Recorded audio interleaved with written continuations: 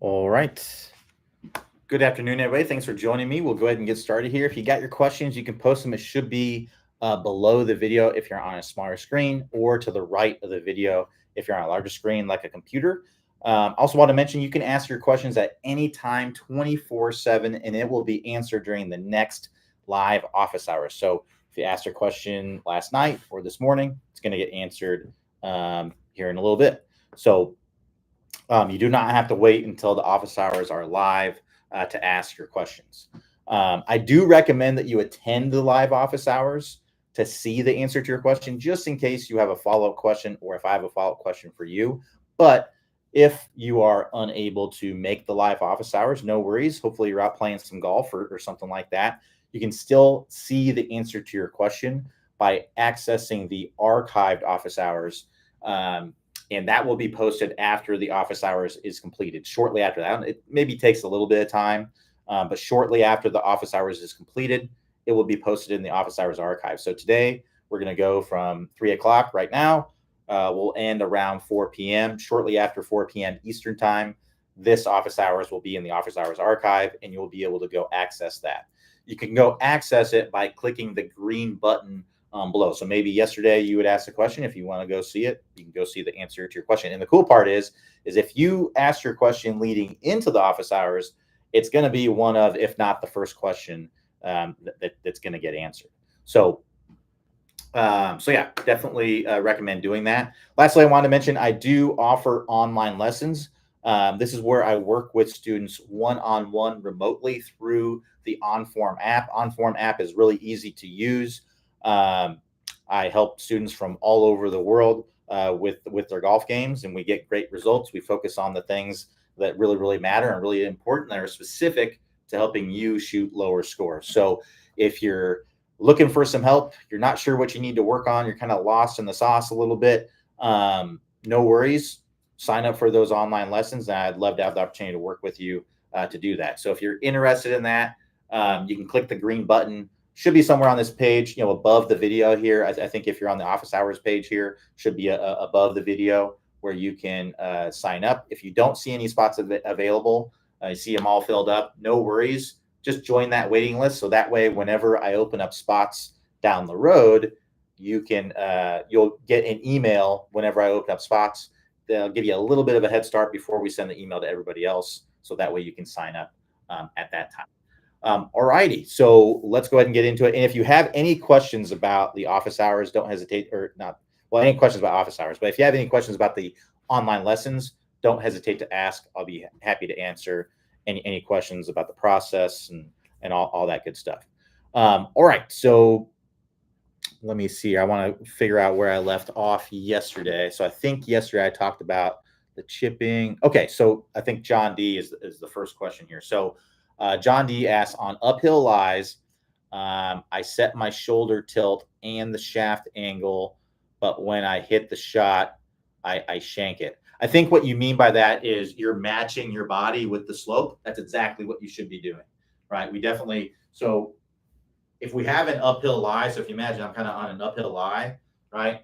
I don't want to have my body kind of in the same position. I want my body to go with the slope. I want to imagine like my club is swinging with the slope. It's swinging more up with the slope. Same thing for a downhill lie. If I have downhill lie, I want to swing down with the slope. So I'm going to angle my body forward. Now, keep in mind, when you do this, if you're on an uphill lie, that ball is going to come out higher. So if you're on a severe uphill lie, you may want to take a lower lofted club. So that way the ball just doesn't come out straight up in the air.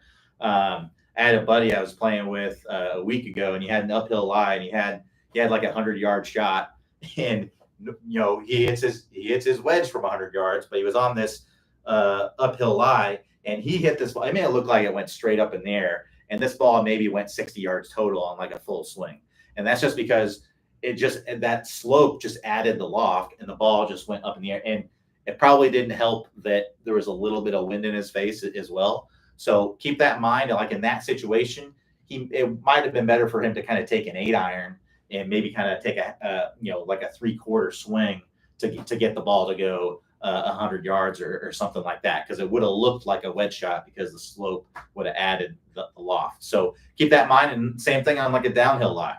that ball is going to shoot out a lot lower. So expect that if you have like a severe downhill lie. As far as why you would be shanking it, it's a little bit, it's difficult to know exactly without seeing what's going on. And what stinks about this too is that we can't really practice these shots. We have to go out on the course and kind of have them happen. So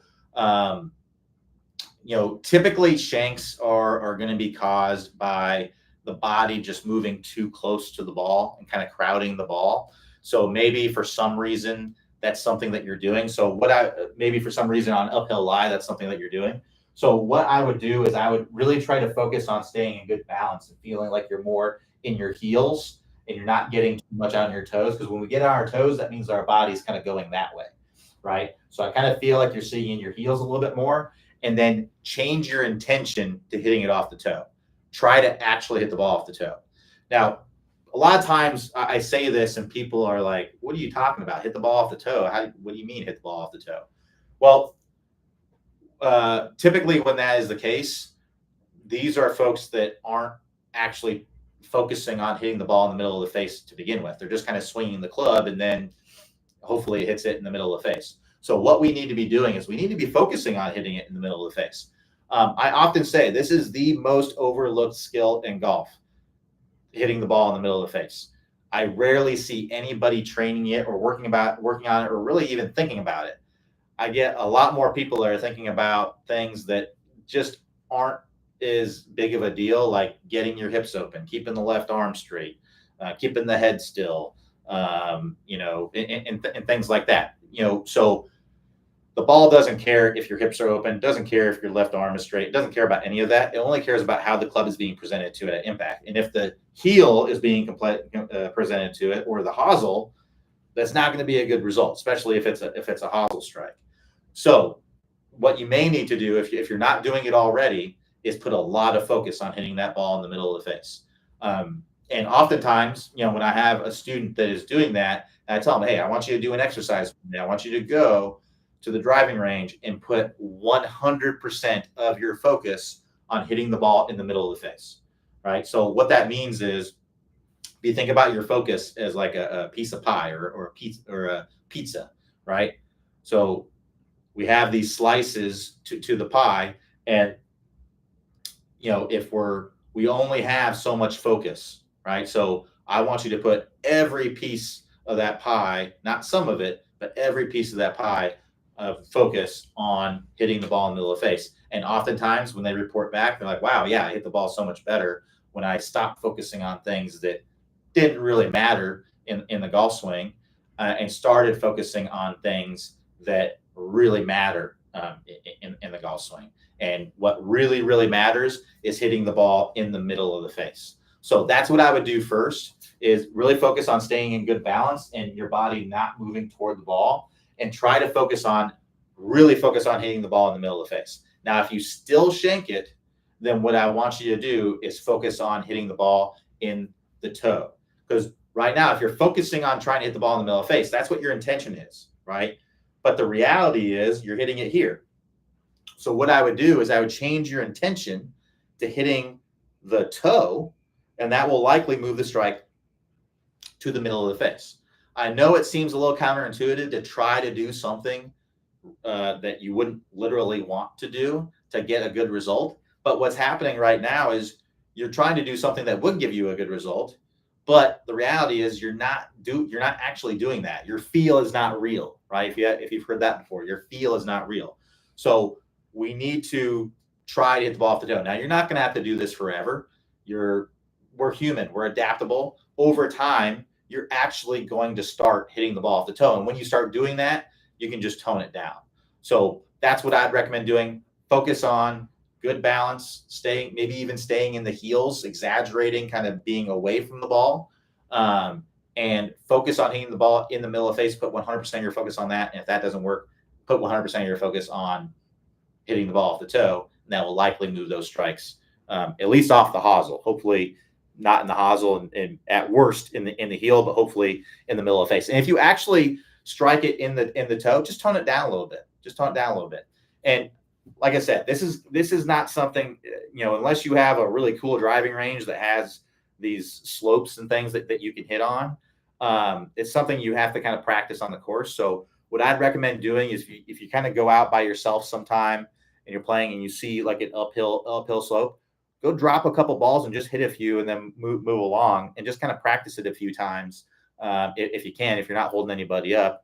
And if you're by yourself, you're not likely going to be holding anybody up. If anything, you might be getting held up. So you might have a little bit of time to maybe hit 4 or 5 shots on an uphill lie, just to kind of get the feel for it. So that's what I'd recommend doing. That's what I did. So I grew up on a golf course that didn't always have a driving range. We kind of had a driving range, but it wasn't really anywhere. It wasn't close to like where you get the balls. It was like 3 blocks away from where you get the balls. So I didn't really use the driving range very much. So what I practice a lot on the course, and basically a lot of times I'd be out there and I'd almost have the course to myself and I would just practice different shots, right? I put myself in a situation, and it made things more fun too. So if you have the opportunity to do that, I would definitely recommend doing that. All right, let's keep going here. I just noticed that my shirt's kind of peeking out from underneath my pullover here. So I'm going to get tucked in. So hopefully that's not distracting anybody. But let's keep going here. So Greg T says, hi, Q. I was at the Barracuda Championship driving range this morning watching players hit balls. Awesome. I tell you what, when I go to golf tournaments, I like to go to the driving range too. I like to watch the play. I like to see how they warm up. I like to, because you can kind of isolate and see a guy hit shots over and over and over and kind of see the ball flight, see the moves and things like that. It's cool watching them out on the golf course, but I actually prefer to watch them on the range. So cool that you're doing the same thing I like to do. So anyway, it says it looked like the player's first move down was dropping their arms, then rotating their hips. Was I seeing this correctly? I've been trying to start the swing with hip rotation first, which could explain my lack of shadowing. Thanks. Yeah, that's not really what's happening. So the golf swing isn't, this, right? What I will say is it is from the ground up. The golf swing is also not this, right? It's, it's somewhere in between those, right? So really the golf swing, the way you might want to think about it and the way that the visual that I like that helps me to kind of see it, hopefully this will help you to kind of see what I'm talking about. It's kind of like a gear system that starts from the ground up, right? So what that means is that my momentum is going forward, right? So I'm getting my body, as I'm getting up to the top, my momentum is going forward. And then I'm initiating the downswing with pressure in my lead foot, and I'm starting to open up. But it's a gear system. So all of that is kind of working together. It's dang near simultaneous that my arms start coming down as I start rotating, right? So my arms don't stay up. If your arms stay up and you just rotate, right? If that's what you're doing, you're definitely going to have a hard time shallowing out the club because your hands are just going to get too far out this way. So what we want to feel like is that I'm starting to rotate and my arms are coming down with that. It's almost simultaneous. Now, it might be a good feel for you. Like if you're someone who's chronically, like for the life of you, you're trying to get them to kind of happen at the same time. But in reality, what's happening is that you're kind of leaving your arms up as you're still rotating. It might be a good feel for you to feel like your arms are coming down first before you start the hip rotation. Now, keep in mind, we don't want to stay on the back foot. So what we don't want to do is go up to the top and then keep my weight here and bring my arms down and then shift my weight. I want to make sure that my weight is forward, but my arms are starting to come down and then I start rotating through. So a lot of what golf is, it's adjusting your feel to get the desired result that you want. It's kind of like what I was talking about with John talking about asking about hitting shanks, right? Well, I want him to feel like he's hitting off the toe to get the desired result of hitting the ball in the middle of the face. So you might want to feel. I'm not saying feels are relative, right? So what if I were to feel that in the golf swing, it probably wouldn't be a great result. I'd probably end up hitting the ground way too much behind the ball, and I probably end up hitting the swinging too much from the inside if I happen to not do that, right? Because I personally don't really have an issue with the arms kind of going out too much to start. Now, a long time ago, when I was younger, I certainly did. When I was growing up, I did. Would have been a good feel at that time, but feels are relative. So what you need to feel, what I need to feel, what the guys at the Barracuda need to feel, all that kind of stuff, they're going to be different things. So it could be a good feel for you. And if you're struggling with shallowing, to me, that just kind of reinforces that it could be a good feel for you. So, give it a try, but that's not literally what we want to have happen, right? Literally what we want to have happen is it's essentially simultaneous with the lower body kind of starting fractionally first. That's what gets everything going. But if you look here, if my hips are going, that's going to pull my arms kind of down too. So keep that in mind.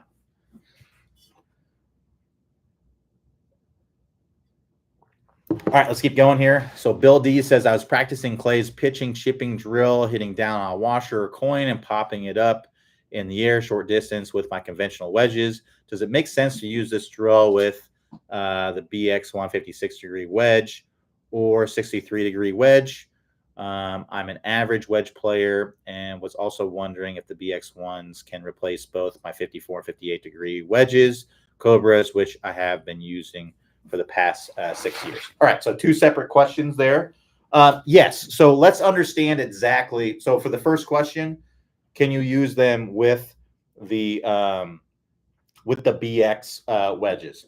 And the answer is yes, because we want to understand exactly what we're doing with the washers, right? So to be a good short game player, we have to be able to control where we're hitting the ground, right? If we if the best short game players, so like your Jason Day, your Phil Mickelson, right? Scotty Scheffler, like these guys, Jordan Spieth, these guys that are wizards with wedges and so stinking good at controlling their ball around the greens, the spin, the trajectory, where it's landing, all that good stuff. The reason is because they are so stinking good at controlling where they're hitting the ground to a very small degree.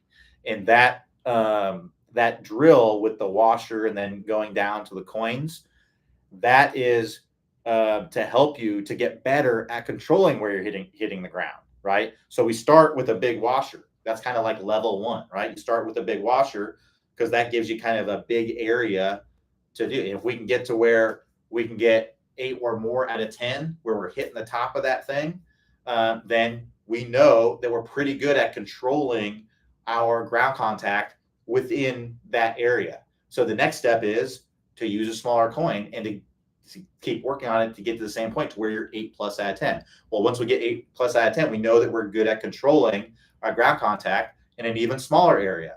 And the idea is you get down to where you can control your ground contact to the width of a dime, which I don't know what the width of a dime is, a half inch maybe. If you can control your ground contact 8+ out of 10, I can't remember. I know Clay was working on getting to 8+ out of 10 with the dime. I don't know if he's gotten to that point yet. But if I know he's getting pretty close. I think he was telling me he was getting like 6 or 7 out of 10 out of the best, but I haven't gotten an update on that for a little while. But if you can control that to that level, tell you what, you can be really darn good with the wedge, because what that means is you can control your contact a lot better, right? And if your contact is consistent, right, you're gonna have a much more predictable. That's really what it is you're gonna get a much more predictable ball flight. Whereas, you could hit a good shot hitting a little bit more behind the ball, but it's not gonna be very predictable. And if it's not doing what you're intending it to do, you're gonna get a different result, right? So that's really what it's about. It doesn't matter what club you're using. It just matters that you're controlling that contact, right? So the cool thing about the blue brick, or the BX1 or the 56 or the 63 degree, is that it makes it to where you don't necessarily have to be that precise,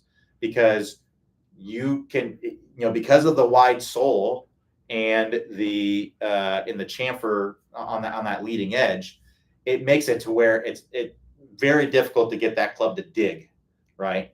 And if we can do that, then we can actually get away with a little bit bigger margin for error.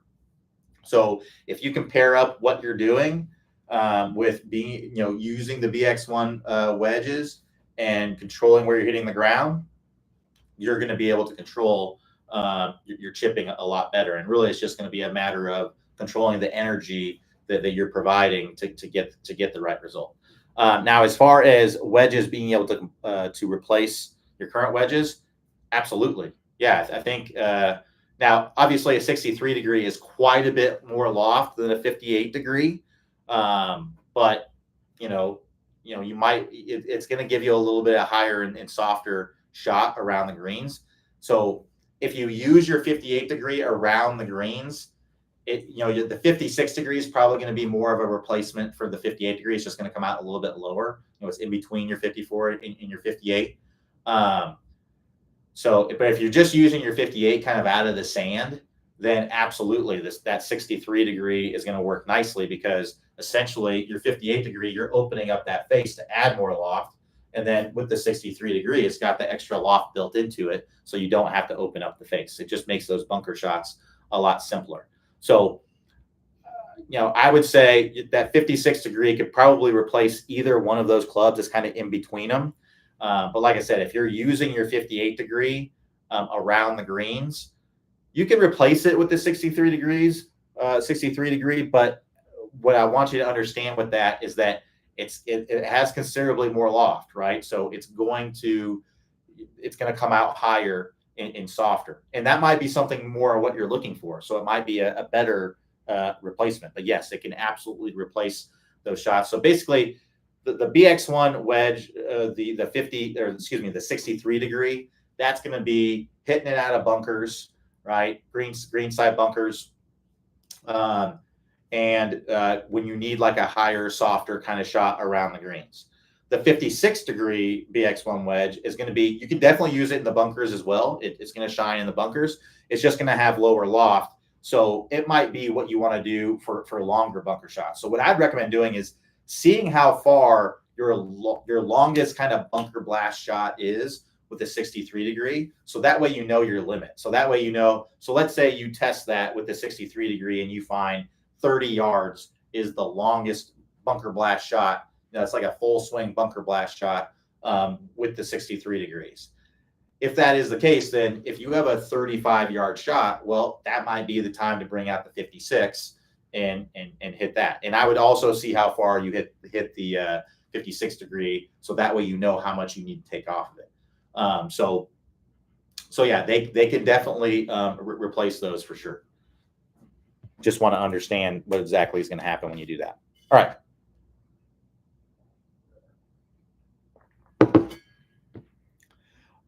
So Guffron says, during takeaway at hip level position of left wrist, at hip level position of left wrist, flat or bowed, right wrist, hinged. Thanks. There is no specific position that the wrists have to be at club parallel, right? There's all kinds of players that have the wrist bowed, that have it cupped a little bit, and everything in between. There is no specific wrist position that you have to be at club parallel. So I don't recommend kind of getting lost in the weeds with all those kinds of things.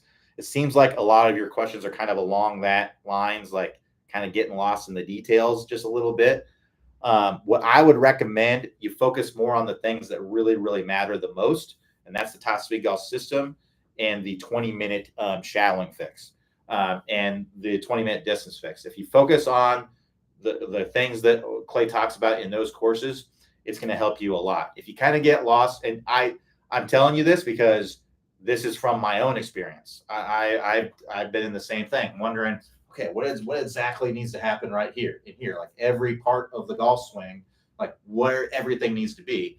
But the more I learn about golf, the more I learn that you can be in all kinds of positions and be a great golfer, because the main thing that matters is impact. I shouldn't say the main thing that matters. The only thing that really matters is impact. That's it. That's all that matters. So, and the farther you are away from impact, the less it matters. So what I mean by that is that position in the downswing. So club parallel in the downswing, that's a way more important position than club parallel in the backswing, right? Because a lot of things can happen going up to the top and coming down. So that's why I'm saying there's no specific wrist angles that need to happen. So here are the things that I would recommend you kind of focus on for club parallel in the backswing. These are the things that every single good player does. So the first thing is a wide takeaway. So by the time this club is parallel to the ground, we want to see the hands or the grip on the other side of your body. So if you're looking from this angle face on, I want to see a little bit of space between the end of the grip and your body here. So we don't want to see that, right? If we're like that, you see there's no space there. That would be space. So anywhere in there is going to be fine, right? And again, there's no exact place where the club is parallel to the ground, like how it has to be, because Bryson, he's like this, right? And he's very, very wide with it, with his takeaway. It works really well for him. It can work really well for you. It pertains specifically to you. There's no one specific place it has to be, but there might be a place that works better for you. And it's really just kind of a, you kind of have to kind of go through kind of like a trial and error kind of thing to see. But whenever you're doing stuff like that, what I would always try to think about is, how is this going to help my ball flight and contact? Any technical change that you make, it has to improve your ball flight or contact.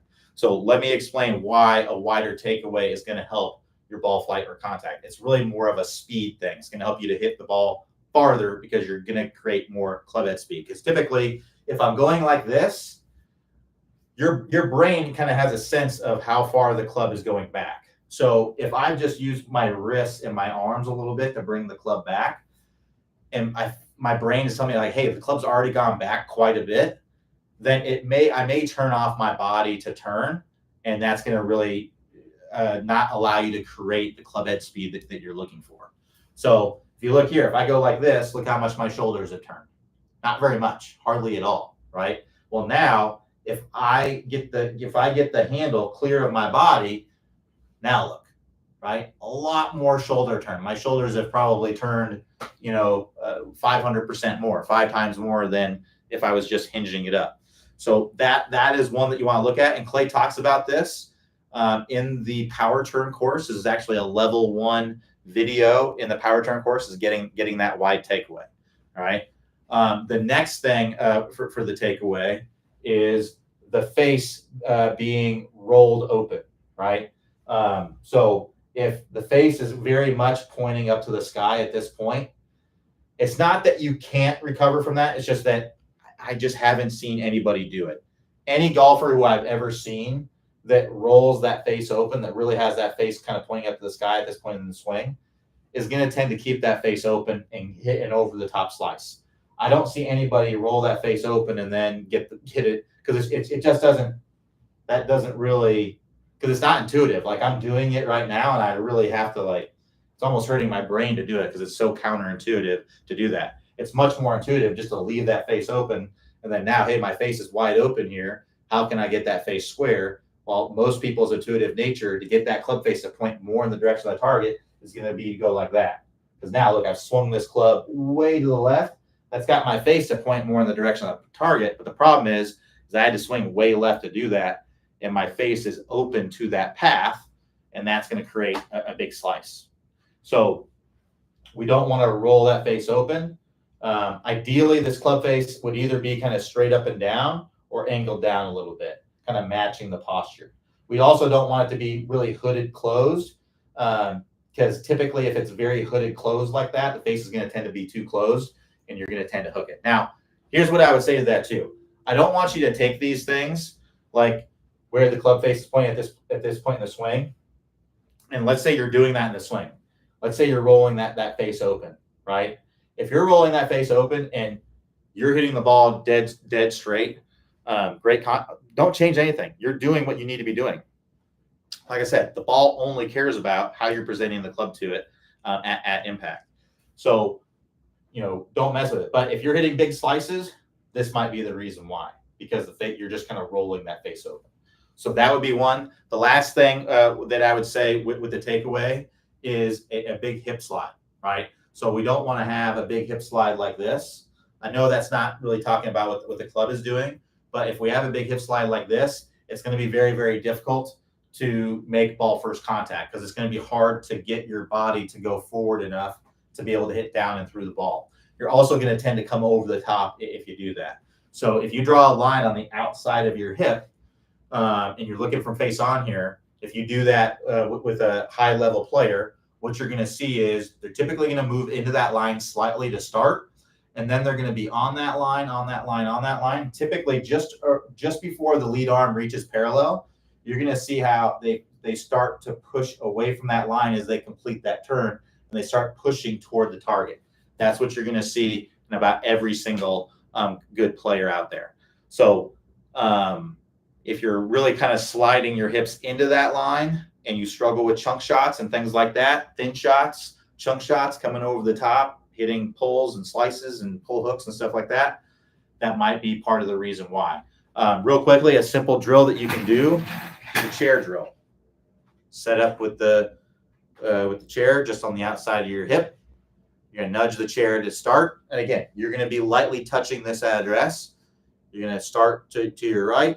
Then you're going to start swinging back. Again, right around this area here before the lead arm reaches parallel. We're going to continue our turn, but we're going to start to push away from that chair and toward the target, getting our momentum moving forward. And then I want to start the downswing by feeling the pressure increase in my lead foot. And that's when I'm going to bring my arms down and start rotating, right? Well, I'm going to start rotating, and then that's going to initiate my arms coming down. So that's the way you kind of want to think about it. So those are the things that every single good player does. There are some players that bring it inside, outside, and everything in between. There are some players that have their wrists bowed here, because let me go back to that, like the wrist angles and stuff. The wrist angles that you have are largely dictated by the strength of your grip. So I want to talk about this really quick, because I think it's very important, because I see a lot of golfers trying to bow their wrist. No golfer needs to bow their wrist. Nobody does. If you use a strong enough grip, you absolutely do not ever have to bow your wrist.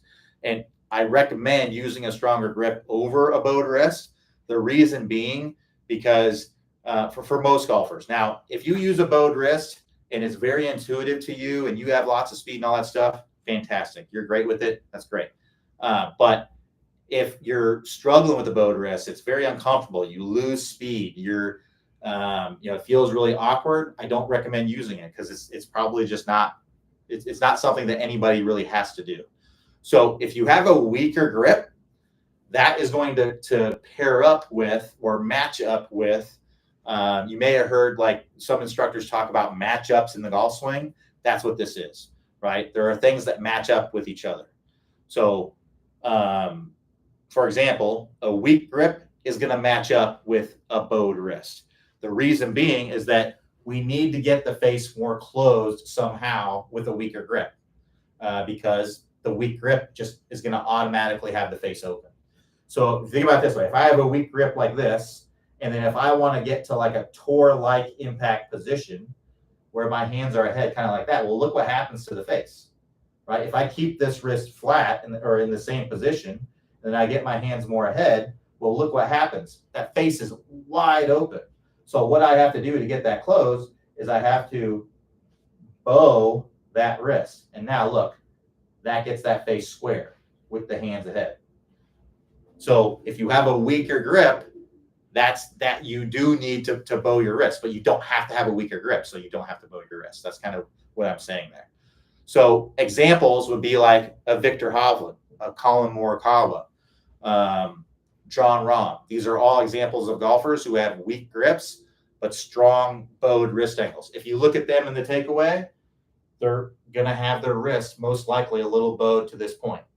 And they may not. They may not have it bowed at all, and then bow it more as they get up to the top and coming down, right? So again, you have to have it at impact. So if you wait until later to do it, that's totally fine. Now, interesting, I always throw this one in there when I talk about this, because everyone usually thinks, when they think about bowed wrist, who you think about? Dustin Johnson, right? Typically. So Dustin Johnson, he's a little bit unique. So Dustin Johnson does not have a weak grip. He actually has more of a neutral grip, and he bows his wrist, right? Well, if you look more closely at his swing, there's a couple things that he's doing that kind of make everything kind of match up together. So one is he has that wrist bowed at the top, and that club face is very closed. And then in the downswing, he actually loses some of that bow. So he's not as bowed at impact as he is at the top. He's much less bowed at impact. He still has a little bit of bow, but he's much less bowed, right? So he's at the top like this, and then as he's coming down, that bow releases a little bit. And then the other thing that he has is he has much more shaft lean than most players have. He plays the ball position a little bit more forward because of that, a lot more shaft lean, and the ball position a little bit more forward, so he's not hitting it so low. And yeah, I believe he also hits fades because of that as well, because the fade adds a little bit of loft, which helps him to hit the ball a little bit higher. So also he has tons of club head speed, which helps him to hit the ball higher. But because, as we talked about earlier, if I have the shaft like this straight up and down, and then I push my hands forward and keep the same wrist angles, the face is going to be open. So the more forward the hands are, the more open the face is. And because he has his hands a lot more forward than most golfers, even though he has a neutral grip, he needs to make up for that a little bit with a little bit of bow, right? So at the top, he has a neutral grip. At the top, he's got the face super closed here with a very bowed wrist. That bowed wrist kind of releases a little bit, and he comes into impact with a lot of shaft lean and less bow in the wrist, but some bow in the wrist to get the face square with the hands that far ahead with the neutral grip. So just wanted to mention that, because a lot of people will be like, well, what about Dustin Johnson? He's doesn't have a weak grip and he bows his wrist. Well, that's the explanation as to why. Because when somebody said that, I was like, you know what? You're right. I don't think he does have a weak grip. I think he has more of a neutral grip. And I went and I analyzed it, and through that analyzation process, that's what I found. So again, weak grip is going to pair up with or match up with bowed wrist, stronger wrist angles. A neutral grip is going to pair up with more neutral wrist angles. So if you have a neutral grip, and my distinction on this, the easiest way for me to kind of explain it would be, as far as grip strengths, is I like to think about the grip like hands on a clock, right? So the top of the grip, that's 12 o'clock. The side of the grip here, that would be 3 o'clock, right? So a weak grip is typically going to be where the thumbs are kind of going down 12 o'clock on the grip. The lead hand's going to be on the side of the grip. The trail hand's going to be on the other side of the grip, matching. All right. Now for a neutral grip, I would say that's going to be more in like the 1 to 2 o'clock range on the grip, right? So weak grip's going to be around noon, and then 1 to 2 o'clock, that's going to be more of a neutral grip. So that's going to be more like that, right? So my palm of my hand's kind of on that side of the grip. It's kind of on, you would call that like 10 o'clock probably on the grip, with my thumb like kind of between that 1 and 2 o'clock. My trail hand would be matching, right? So face straight up and down here, that's kind of what a neutral grip would look like. If I have a neutral grip, that's going to match up more with neutral wrist angles, which means pretty flat. Players that fall into this category would be like Tiger, Adam Scott. A lot of players fall into this category. I would say this is probably the most frequent category of any of them. Jason Day, all these golfers kind of fall into this category. So that's the category that I'm in. I'm the category of a neutral to strongish grip with flat wrist angles.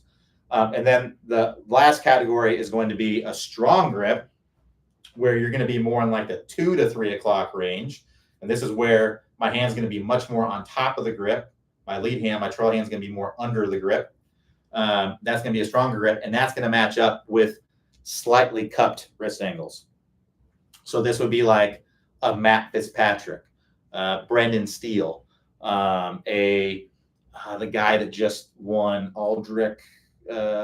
He's got a last name that I can't remember, I can't pronounce, but he won in that big playoff a little while back. That it was Tommy Fleetwood in that one. No, I think that was a different one.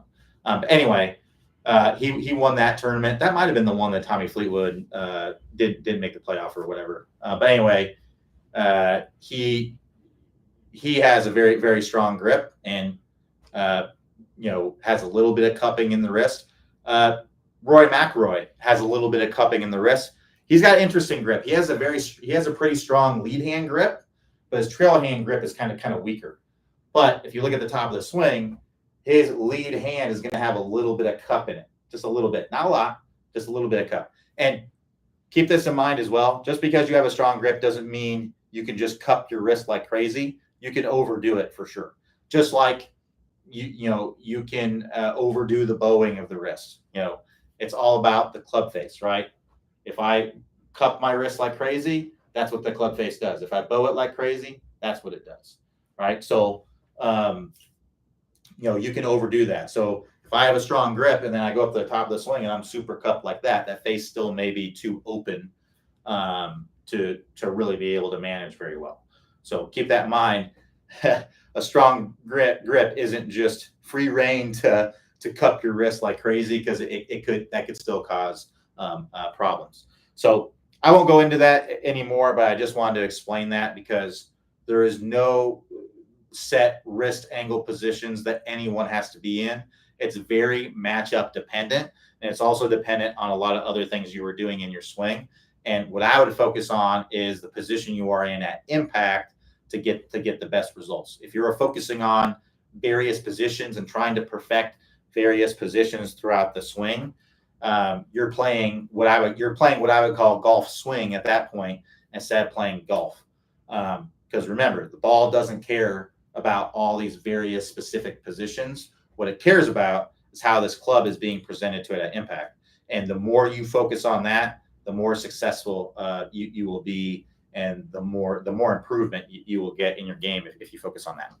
All right, let's keep going here. So Jeff B says, on a shot below my feet, I more than often end up with a thin or top result. Any advice on correcting this? More practice. Yeah, that's fairly normal for that to happen, because when the ball is below your feet, it's harder to kind of go down there and get it, right? And also, a lot of times when the ball, if it's kind of like an extreme slope, it can mess with your balance a little bit.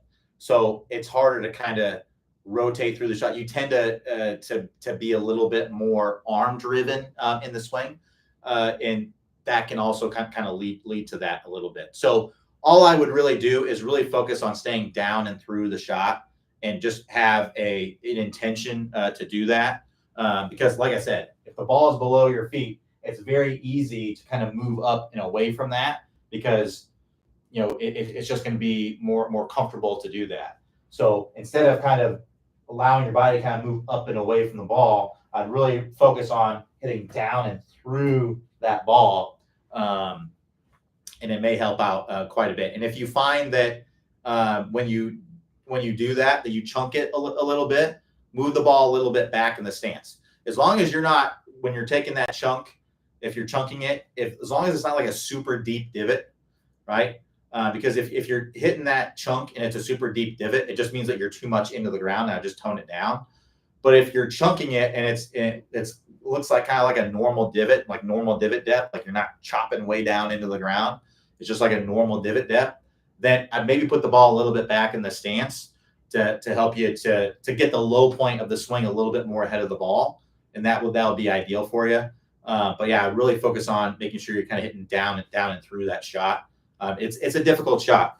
Really, the thing that the best advice I can give with these sloping shots is to go with the slope.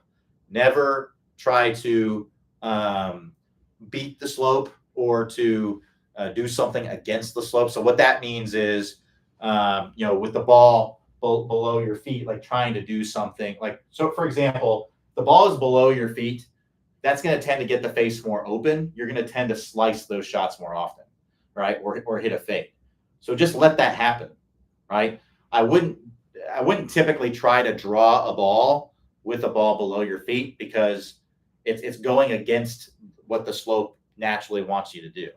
And I wouldn't recommend fighting the slope. I think that's kind of more of the terms I was looking for. Don't fight the slope, go with the slope.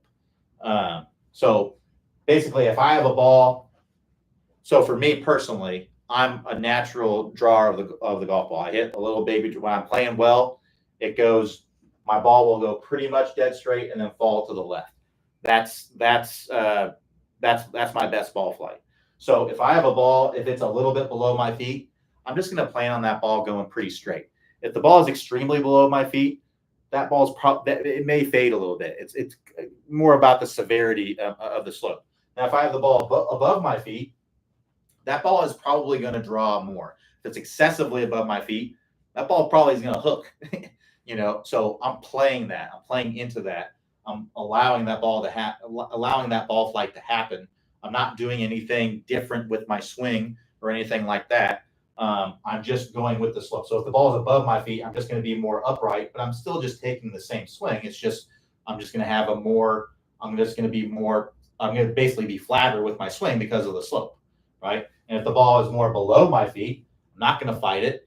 I'm just going to be bending over a little bit more, and my swing is going to be a little bit more upright, and that ball is going to tend to curve more to the right or less to the left than it normally would, right? So if you go with the slope, you're going to be in a much better spot. Now, if you're someone that really curves the ball, I would recommend working on getting that curve out of there. We don't want to have excessive curve. Remember what I was talking about when I said when I was playing my best, my ball flight goes pretty dang straight and then falls to the left. That's what I would call a baby draw. A lot of people, if they saw that ball flight, a lot of times they would call that pretty straight, but you can see it just kind of falling to the left. That's ideal. When I'm not playing well, it's excessively kind of drawing to the left. It's too much curve. They've actually done research on this where they've researched top players, and basically what they found is top players will curve the ball a little less than 4 yards per 100 yards that they hit it, right? So on a 200-yard shot, the ball is curving 7-ish yards. On a 300-yard drive, the ball is curving on average like 10 to 12 yards. Now, if you were to watch a drive that go 300 yards and that ball only curves 10 to 12 yards, it just looks pretty darn straight. It's not super noticeable the amount of curve. You can definitely kind of see it, but it's not like, wow, that ball's curving. Most people would be like, that's a straight drive. You know what I mean? But if it's curving a lot more than that, which is what I see a lot of amateur golfers that have a lot more curve on their shots than that. I believe the 20 handicapper was curving the ball something like 20 yards per, or maybe it wasn't that much. I got a photographic memory here trying to think of, because there was a chart. It's in a chart. I don't know if I have that. I might have that. Yeah, let me see if I can find that, because I do have that. All right. So yeah. So yeah, it's a 20 handicap. I had the numbers flipped around. So a 20 handicap is going to curve the ball a little more than 10 yards per 100 yards that they hit it. A 20 handicap. And then it looks like a 10 handicap is going to curve it a little more than 8. A scratch is going to curve it a little less than 6 yards per 100 yards. And then a tour player, which is better than scratch, they're plus handicaps. A tour player can be typically anywhere from like +6, +5 to like a +9. Scotty Scheffler is probably like a +9. right? And they're, the average tour player is going to be curving the ball, a little less than 4 yards per 100 yards that they hit it. Now, I'm going to just keep talking about this since we don't have any more questions. Once I get another question, let me scroll down, make sure we don't have any more questions. Yeah, we're all caught up here. So I'm just going to keep talking about it since we don't have any more questions. So, because I think that this information is really important, because I think a lot of people don't have the right information and might be doing different things based on that. So the best players just hit it pretty darn straight. There are these thoughts out there that, like, oh, such and such hits a fade, such and such hits a draw, that sort of thing. So like Dustin Johnson hits a fade, Scotty Scheffler hits a fade, John Rahm hits a fade, and then Corey Connors hits a draw, Chris Kirk hits a draw. All these players, Nelly Korda hits a draw. Well, these players, they're not curving the ball a ton. What they're doing is kind of like what I was talking about when I'm playing my best, is they're putting minimal curve on the ball. So someone like a Scotty Scheffler, he is hitting it pretty darn straight, and that ball is mostly falling to the right. Now he can work it both ways. It doesn't look pretty when he's trying to hit a draw, I'll tell you that. He kind of gets his arm kind of going up and over and all that. It's kind of funny. There's those memes from a while back where he had like this crazy kind of finish where he was kind of like bringing his right arm, rolling his right arm over to try to get that face to turn over to hit a draw. And it was like, this is the number one player in the world, and he's got a swing that kind of looks like that. And it doesn't look pretty. It's not super aesthetically pleasing, but who cares? At least in my opinion, I don't care at this point. So, but anyway, all these players, they hit mostly straight. And if you want to kind of check, this is actually a really cool video out there. I think TaylorMade put it out. It's just a range session with Scotty Scheffler. It's like a 20-minute-ish video, something like that. And it's just Scotty Scheffler with his coach, and he's just hitting shots. And they got the shot tracer on all of the shots, so you can see all the shots and the curve. And what you're going to see is he's just hitting it pretty darn straight every single time. Now, obviously, he likes to fade it, so his miss is going to tend to be more of a slice when he misses it. Tour players don't hit perfect shots every single time, but he's he fades it, but it's a minimal fade, right? So and it makes sense, because when you really curve the ball, if you play in wind, like talk about this week, right? The Open Championship, typically weather is a factor. And when you play in wind and you have a lot of curve on your shots, that wind just, multiplies that curve. It's like a multiplier for that curve. So you could maybe, especially if you're hitting into the wind. So let's say you hit into the wind and you generally have, 5 yards of curve. Let's say you hit your 7-iron and you hit heavy draws. You got 10 yards of curve on your 7-iron every time. It's kind of heavily curving a little bit. You hit that 7-iron into the wind, that 10 yards of curve, depending on the wind, it could turn into 50 yards of curve, depending on how far you're hitting it. And I'm telling you that from experience, right? Because as I was saying, when I'm not playing well, I'm overdrawing the ball, and I'm getting 10 yards of curve, 10, 15 yards of curve on my 7-iron. I'm trying to get it to go straight, and I'll hit one into the wind, and I just know it's gonna curve like crazy. And I've had balls curve 50 yards offline with a 7-iron. Granted, I'm hitting my 7-iron 180, 185, but that's that is what can happen. It can really make that a problem. But if I can get to where I'm curving the ball, on that, where it's a 180-yard shot, so that means that I'd be curving that ball ideally, 6 yards at most. If I'm doing that, or less than that, 5-6 yards of curve, that doesn't turn into 50 yards of curve. It might turn into 20 yards of curve, and it's way more manageable, right? So it's just a multiplier. If you're really curving the ball, that wind really adds a multiplier. It's just hard. It's much more difficult to control. And you have to hit your ball more toward the boundaries of where you don't want to. Whereas if you're more straight, you can kind of stay away from those boundaries. And also the wind just doesn't affect your ball near as much if you do that. So that's why I definitely recommend. So using something like the blue brick to get your club path more neutral, then getting your face with square with that path, that's going to go a long way with helping you to hit the ball straight and be a much better golfer. So if you have heavy curve on your shots, an upgrade for you might be to get that curve out of your shot. So let me talk about that real quickly before we end here. So if your ball is curving too much, let's say you're a right-handed golfer, your ball is curving too much to the left, that means that your face is too close, assuming you're hitting it in the middle of the face. You definitely want to test that.